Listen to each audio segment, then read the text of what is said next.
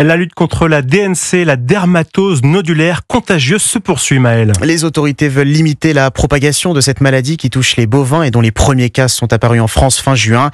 Le gouvernement met en place un protocole pour les élevages concernés, abattage total des animaux dans le foyer d'infection et vaccination obligatoire dans la zone autour. Inacceptable pour certains agriculteurs qui refusent la mise à mort de leurs bêtes. Illustration en Haute-Savoie avec Noémie Loisel. Dans une exploitation de Rumilly, en Haute-Savoie, l'ensemble du troupeau, 36 vaches et 14 génisses vont être abattues.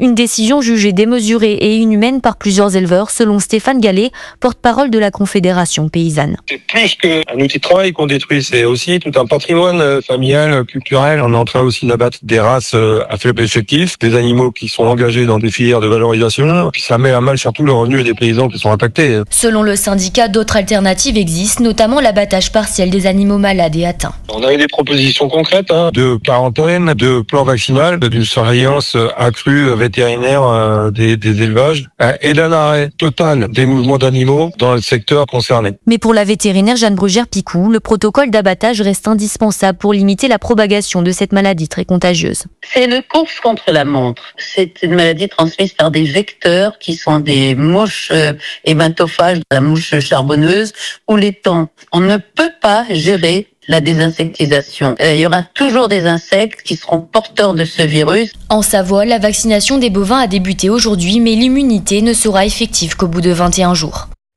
Le reportage européen de Noémie Loisel.